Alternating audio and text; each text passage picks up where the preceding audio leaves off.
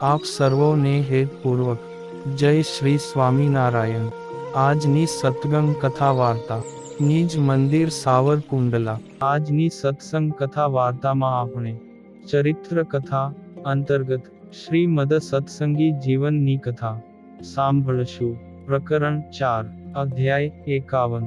ભગવાન શ્રી હરિ કહે છે કે, હે પુત્રો, હવે તમને ત્યાગી સાધુઓના મહાદીક્ષા વિધિનો ક્રમ કહું છું। તે ક્રમથી જ આચાર્ય શ્રીએ શિષ્યને દીક્ષા આપવી, પરંતુ અન્ય ક્રમથી નહીં। વિવેકી, ધીરજધારી, મુમુક્ષુ તેમજ શ્રદ્ધાવાન પુરુષે તીવ્ર વૈરાગ્યના વેગથી ગૃહસ્થાશ્રમ ત્યાગ કરવાની ઈચ્છા કરવી। તે વૈરાગ્યવાન પુરુષે શાસ્ત્ર વિધિ અનુસારે પોતાની ઔર્ધ્વદૈહિક ક્રિયા કરાવવી, અને પછી પોતાના સંબંધીજનોની અનુમતિ લઈ આચાર્યશ્રીના શરણે જવું। ત્યારે ગુરુએ પણ તે શિષ્યને પોતાની સમીપે થોડો સમય રાખીને ત્યાગીની દીક્ષાનો અધિકારી છે કે નહીં તેવી પરીક્ષા કરવી। પછી જો શિષ્ય પૂર્વોક્ત સુલક્ષણ સંપન્ન છે કે નહીં તેની પણ પરીક્ષા કરવી। તેમજ તે અંધ, જડ કે રોગી છે તે બધુંની જોઈ તેના તીવ્ર વૈરાગ્યની પરીક્ષા કરવી। તેમજ સંતોના મંડળમાં ભળી જાય તેવો સ્વભાવ છે કે કેમ તેની પણ પરીક્ષા કરવી। તેના સંબંધીજનો કોઈ વિક્ષેપ નહીં કરે ને તેમ વિચારી ગુરુએ સ્વયં તપાસ કરવી। જો કોઈ પ્રકારનો વિક્ષેપ હોય તો શિષ્યને ઘેર મોકલવો, ને કોઈ વિક્ષેપ ન હોય પરંતુ તીવ્ર વૈરાગ્યની મંદતા હોય તો પણ તેને પાછો ઘેર મોકલવો। હે પુત્રો, આ પ્રમાણે પરીક્ષા કરીને જો શિષ્યને તીવ્ર વૈરાગ્ય હોય, ત્યાગીના ધર્મો પાળવાની રુચિ હોય, તે નક્કી કરીને પછી ગુરુએ પોતાને શરણે આવેલા શિષ્યને પોતાના આશ્રિત સાધુ દ્વારા દીક્ષા અપાવવી। આ દીક્ષા પણ એકાદશી કે દ્વાદશીના દિવસે અપાવવી। દીક્ષાના આગલા દિવસે નિરાહાર ઉપવાસ કરવો। દીક્ષા લેનાર શિષ્યે આગલા દિવસે કક્ષ, ઉપસ્થ અને શિખા સિવાયનું મુંડન કરાવવું।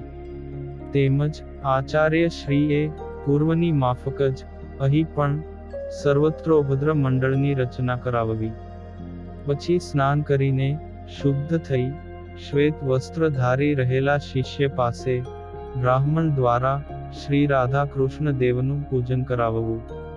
આચાર્ય શ્રીના શરણે રહેલા સાધુએ શરણે આવેલા શિષ્યને પ્રથમથી જ લાલ માટીથી રંગેલી કૌપીન અને બહિર્વાસ માટેની ધોતી તથા ઉપર ધારણ કરવાની કંથા એટલે કે ચાદર આપવી। વળી તે સાધુએ શિષ્યને ભિક્ષાપાત્ર અને જળપાત્ર પણ આપવું, અને 4 તિલક કરાવી તુલસીના કાષ્ઠની બેવડી કંઠી પણ અર્પણ કરવી। હે પુત્રો, પછી સ્વયં આચાર્ય શ્રીએ પૂર્વ મુખે બેઠેલા શિષ્યને ઋષિ, છંદ, દેવતા આદિકના સ્મરણ સાથે વિષ્ણુ ગાયત્રી મંત્રનો ઉપદેશ આપવો, અને પોતાના આચાર્ય શ્રીના પ્રવર પરિમિત 3 ગાંઠવાળી કપાસની નવીન એક યજ્ઞોપવિત શિષ્યને ધારણ કરાવવી।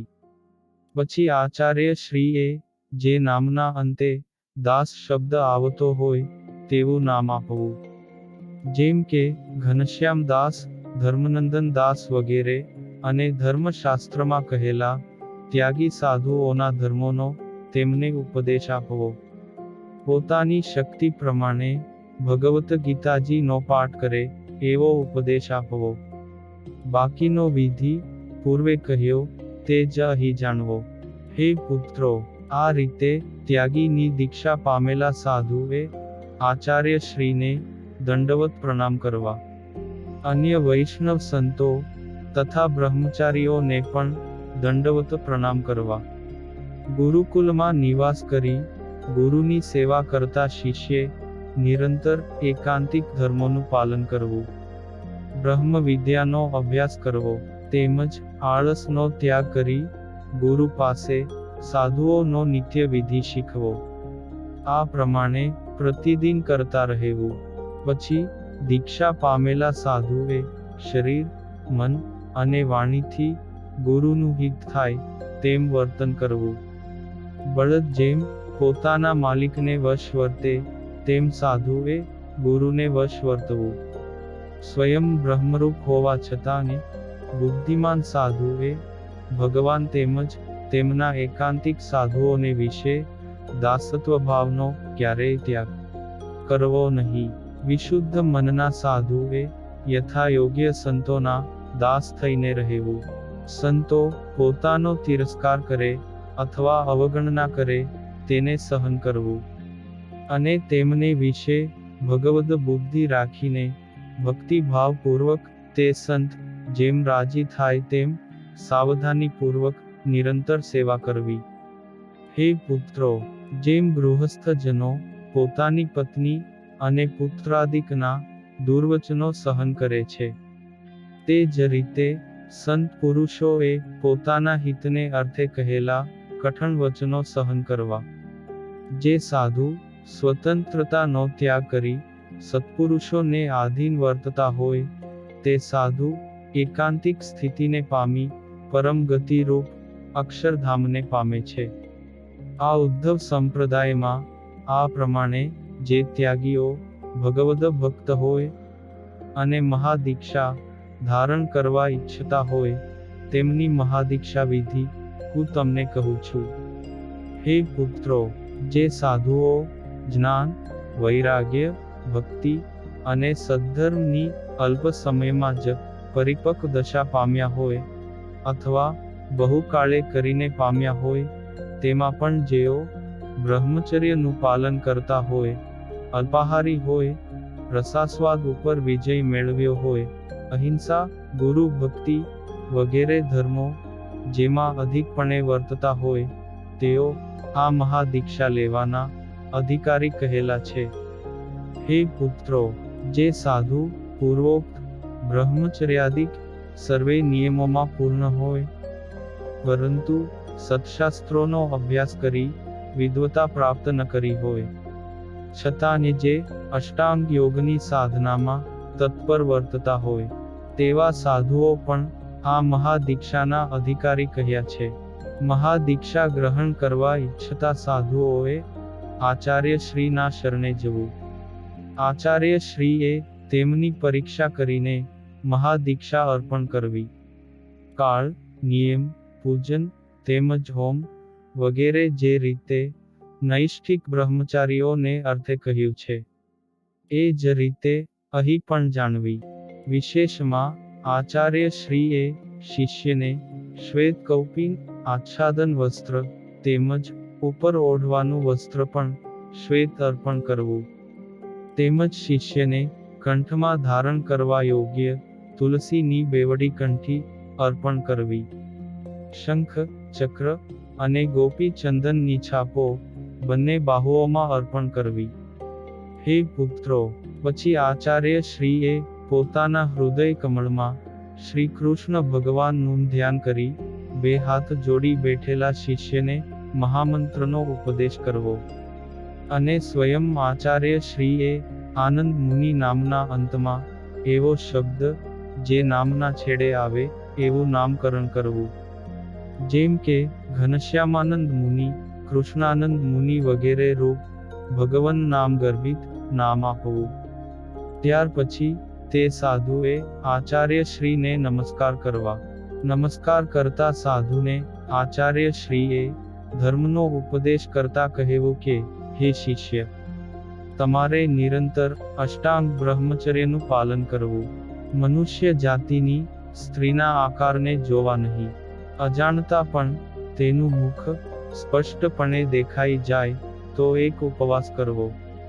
તમારે શાસ્ત્રોક્ત શુભ લક્ષણવાળા શાલિગ્રામની પૂજા જે સમયે જેવા ઉપચાર દ્રવ્યો પ્રાપ્ત થાય તેનાથી ભાવપૂર્વક પ્રતિદિન સેવા પૂજા કરવી. પછી શ્રીમદ ભાગવતના પંચમ સ્કંધનો નિયમપૂર્વક ધીરજતાથી સમજાય તે રીતે ભોજન કર્યા પહેલા શક્તિ પ્રમાણે પાઠ કરવો. વૈરાગ્ય, આત્મનિષ્ઠા, બ્રહ્મચર્યવ્રતમાં દ્રઢતા, અલ્પાહાર, અલ્પનિદ્રા તેમજ ભક્તિ નિષ્ઠાનો તમે આશ્રય કરો. અમે કહેલા આ ધર્મો તેમજ બીજા જે ધર્મો કહ્યા તે સર્વે ધર્મો અમારી આજ્ઞાથી જ્યાં સુધી દેહની સ્મૃતિ રહે ત્યાં સુધી યથાર્થપણે પાળવા. હે પુત્રો, આ પ્રમાણે આચાર્ય શ્રીએ મહાદીક્ષા પામેલા આત્મનિવેદી સાધુને શિક્ષણ આપવું. અહીં સાધુની મહાદીક્ષામાં આટલો જ વિધિ વિશેષ છે. બાકીનો સર્વે વિધિ પૂર્વવત જાણવો. હે પુત્રો, આ પ્રમાણે ગુરુ રામાનંદ સ્વામીએ કહેલો શાસ્ત્ર સંમત ત્યાગી સાધુઓનો દીક્ષાવિધિ મેં તમને કહ્યો. આ પ્રમાણે સામાન્ય કે મહાદીક્ષા પામેલા બ્રહ્મચારીઓ કે ત્યાગી સાધુઓએ દ્વારિકાની યાત્રા અવશ્ય કરવી. ઇતિ શ્રીમદ સત્સંગી જીવને નારાયણ ચરિત્રે ધર્મશાસ્ત્રે ચતુર્થ પ્રકરણે શ્રી હરિએ આચાર્યોને કહેલ દીક્ષા વિધિમાં ત્યાગીની મહાદીક્ષા વિધિના નિરૂપણ નામે 51મો અધ્યાય સંપૂર્ણ. અને હવે પછીની કથા વાર્તા આપણે આગળના ભાગમાં સાંભળશું. અત્યારે આપ સર્વોને ભાવથી જય શ્રી સ્વામિનારાયણ.